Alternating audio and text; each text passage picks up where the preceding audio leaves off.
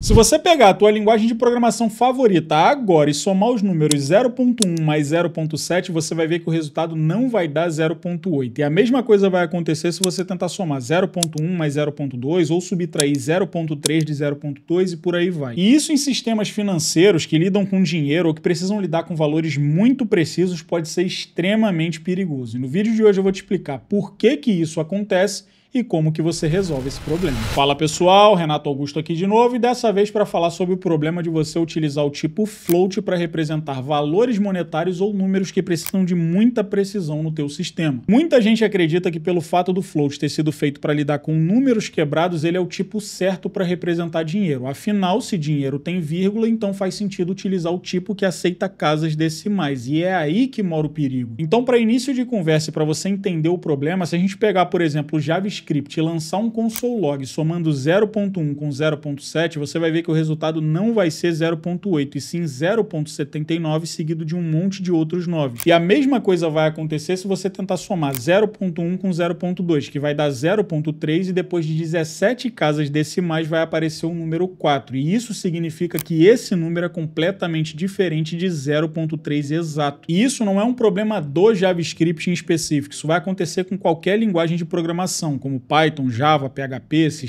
Rust e por aí vai. O problema aqui não está na linguagem em si, mas no tipo da variável que a gente está utilizando, que nesse caso é um float. Esse tipo float ou ponto flutuante é um tipo de dado que existe na maioria das linguagens de programação e que foi feito para representar números que têm casas decimais, ou seja, números quebrados, como 1.5, 2.75, 0.00001 e assim sucessivamente. E a proposta do float é justamente armazenar esses números na memória do computador utilizando o menor espaço possível. E é exatamente na forma como esses números são armazenados na memória que está o problema. Fazendo uma analogia com o mundo real para você entender como que o float é armazenado na memória do computador, na época da escola a gente aprendeu um conceito chamado notação científica, que é um conceito bem simples. Se a gente pegar, por exemplo, o número 1 milhão, a gente pode tanto escrever esse número todo por extenso, ou então a gente pode simplesmente representar esse mesmo número de um jeito muito mais compacto utilizando notação científica. Ou seja, 1 milhão é igual a 1 vezes 10 elevado a 6. Então, ao invés da gente guardar todos aqueles zeros, a gente guarda só o número 1 e a informação de que ele precisa ser multiplicado por 10 6 vezes. E isso economiza espaço, é mais eficiente e ainda facilita o cálculo quando a gente está lidando com números extremamente grandes. No computador, o conceito é quase o mesmo, quando a gente fala especificamente do tipo float. No exemplo do 1 milhão que eu te dei, a gente utilizou a base 10, ou seja, 1 vezes 10 elevado a 6 é igual a 1 milhão. Só que como o computador só entende zeros e uns, ele é sempre obrigado a trabalhar com a base 2, ou seja, tudo é feito usando somas de potência de 2. E quais são as potências de 2?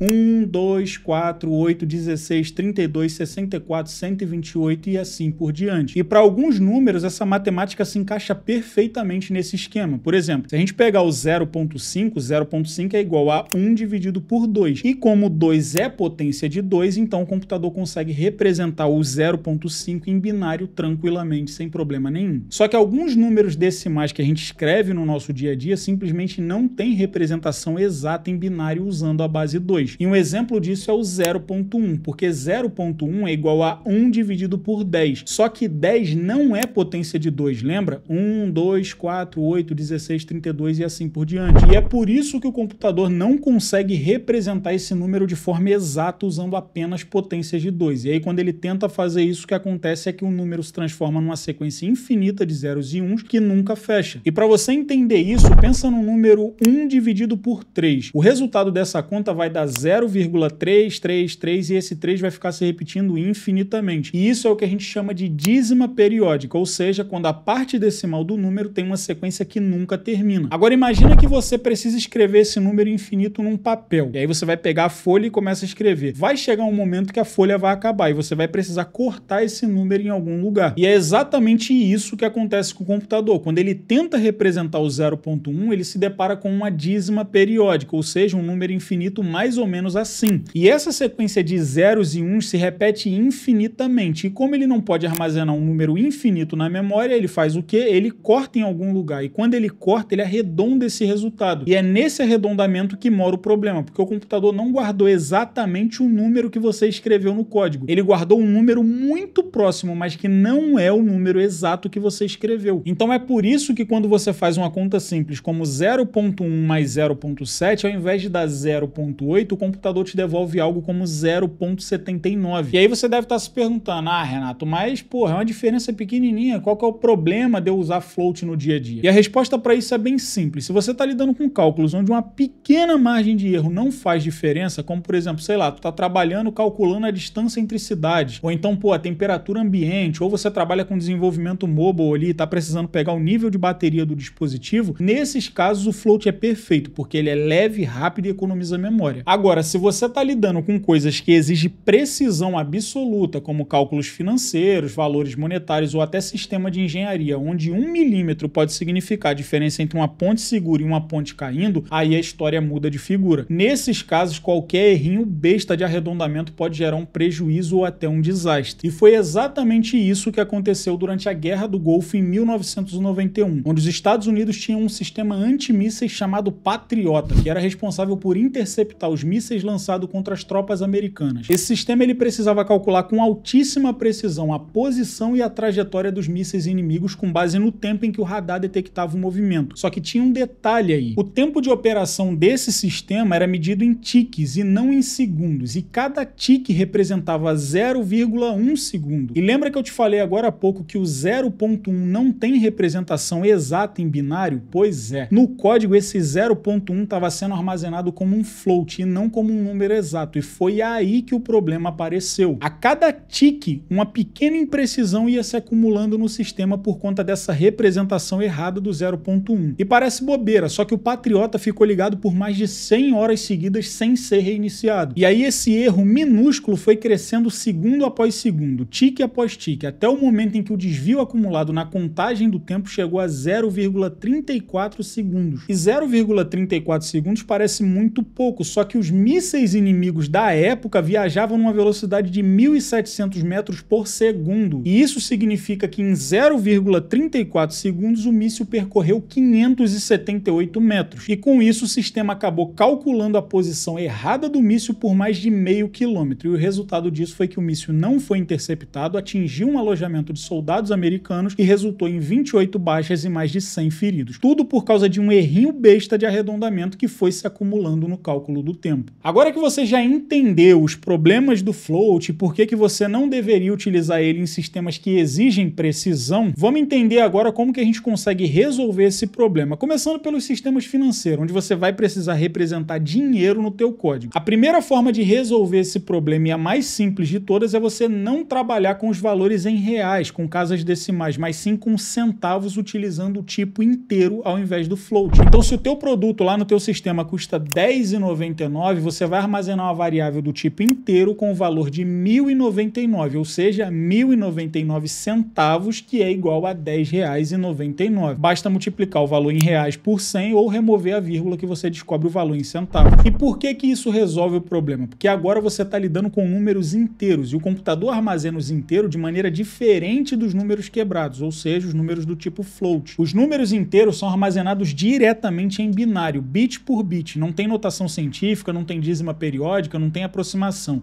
Inteiro é inteiro. 1.099 sempre vai ser 1.099 exato. E é por isso que na maioria dos casos faz sentido você trabalhar com centavos usando inteiro ao invés de reais com valores quebrados. E essa abordagem vai te atender na maioria dos cenários mais simples, só que ela está longe de ser perfeita e ela tem também as suas limitações. Porque se o teu sistema, por acaso, precisar lidar com algo mais complexo, como por exemplo, calcular juros compostos em investimentos, que pode gerar mais de 2 casas decimais no cálculo, ou então se, por exemplo, tu vai trabalhar com criptomoedas, onde é normal ter até 18 casas decimais, aí essa abordagem de guardar tudo inteiro já não serve mais, porque você não vai conseguir representar esses valores quebrados só multiplicando por 100 igual a gente faz com reais. E é aí que entram as bibliotecas de cada linguagem de programação e que foram feitas justamente para resolver esse tipo de problema de precisão das casas decimais. No Python, por exemplo, a gente tem a biblioteca Decimal, que basta a gente importar ela no código e instanciar ela passando os valores que a gente quer, e aí quando a gente executa a soma desse 0.1 mais 0.7, o resultado agora vai ser 0.8 e não aquele 0.79. Isso porque a biblioteca Decimal está guardando os números como texto, não como aproximações binárias, e com isso ela consegue controlar com muito mais precisão as casas decimais. Por isso que o resultado agora dá 0.8 cravado e não mais aquele 0.79.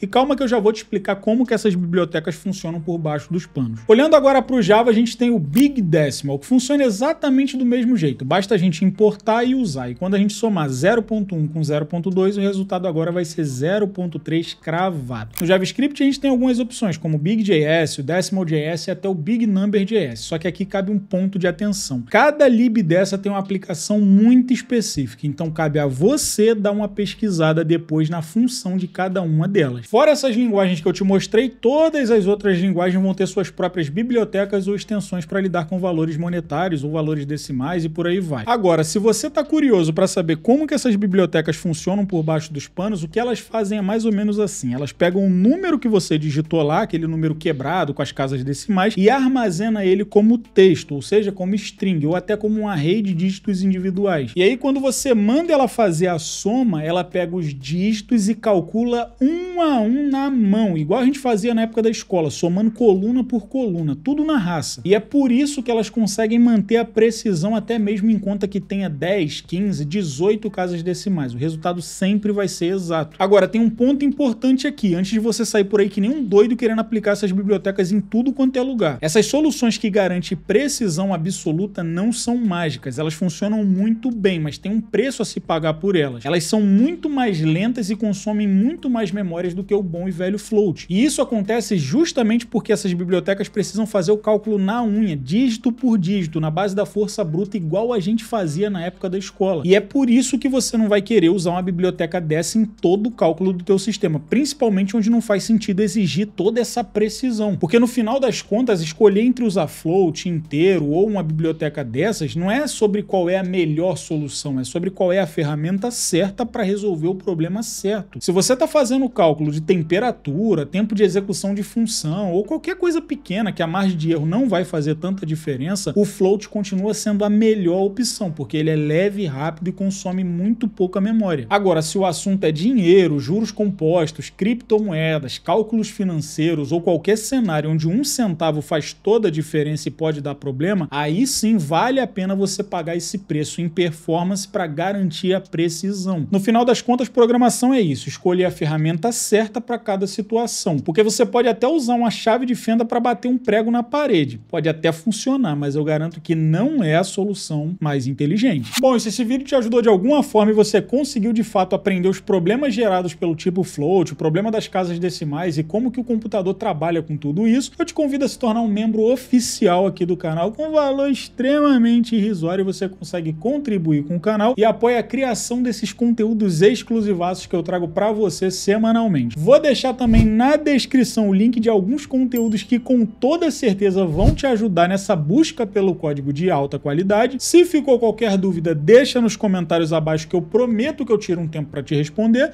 Por fim, eu vou ficando por aqui. Um forte abraço para você e nos vemos em breve.